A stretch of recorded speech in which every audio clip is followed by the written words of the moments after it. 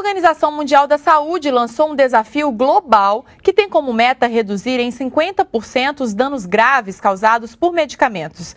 No Brasil, 3 pessoas se intoxicam com remédios por hora e os erros por medicação causam pelo menos uma morte por dia. Aqui em Brasília, o Conselho Regional de Farmácia faz uma ação hoje para conscientizar a população sobre os problemas relacionados aos remédios. Eu converso agora com a presidente do Conselho, Gilcilene Schaer.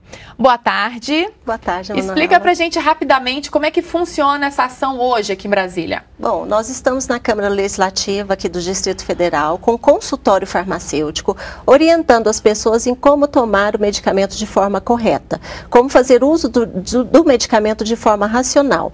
Além disso, a gente está aferindo a pressão arterial das pessoas e a glicemia. Quais são os erros mais comuns que as pessoas cometem em relação ao medicamento? Primeiro é a automedicação, que eu acho que é uma prática que tem que ser banida da sociedade.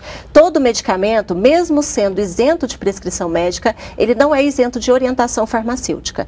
Então, primeiro é se automedicar. E segundo é não saber como tomar esse medicamento. Muitas vezes eles não sabem se tomam um medicamento com uma refeição, antes ou depois da refeição, com água ou com alimento. Às vezes até tem pessoas que tomam medicação com bebidas alcoólicas. Tem gente que toma muito remédio, às vezes até se confunde, né? Exatamente. Tem principalmente essa prática é comum em idosos, que fazem uso de várias medicações. E muitas vezes eles não sabem o horário certo de tomar um medicamento. Então o medicamento, mesmo sendo prescrito da forma correta, ele não faz o efeito correto, porque ele não está sendo tomado da melhor forma.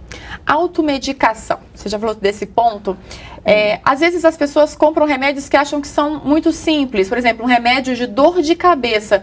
Pode causar um problema mais grave? Pode sim, nós temos vários exemplos. Por exemplo, uma simples dipirona, que tem um nome comercial como Novalgina e outros nomes, ela pode causar o que a gente chama de granulocitose, que é a diminuição das defesas do organismo.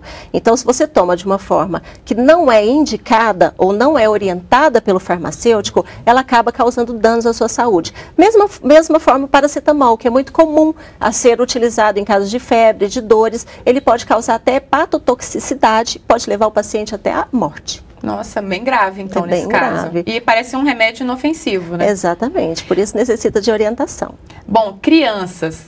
Crianças estão sempre na lista das vítimas aí da medicação. Exatamente. É um problema considerado grave também na visão de vocês? Muito, porque assim, a gente sempre orienta que tem que deixar os medicamentos num local em casa onde a criança não tem acesso.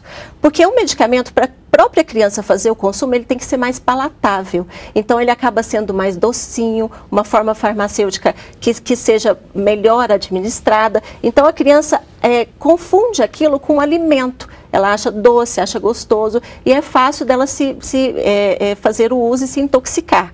Por isso que todo medicamento ele tem que ser deixado num local onde não tem acesso à criança. E se ela se intoxicar, procurar logo assistência médica. Uma dúvida que sempre surge é o que fazer com os remédios quando você já parou de tomar de acordo com a prescrição médica, mas ainda sobrou alguns comprimidos ali, por exemplo. O que fazer com esse medicamento? Você tem que descartar. Hoje no Distrito Federal tem uma série de farmácias que estão aptas a recolher esses medicamentos, tanto os vencidos quanto os medicamentos que sobraram. Então a melhor forma não é jogar no vaso sanitário, porque isso vai para a rede de esgoto, de água, não é jogar na pia, tem que levar nessas farmácias e para ser feito o descarte adequado.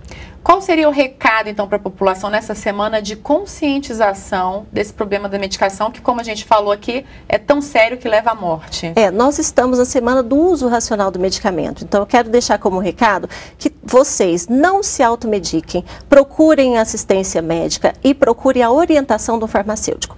E mais importante, Manuela, não entre em farmácia que não tenha o farmacêutico, porque ele é o profissional do medicamento e ele é o único profissional apto a dar todas as informações a respeito do medicamento. Muito obrigada pela entrevista e boa ação hoje aqui em Brasília. Eu que agradeço.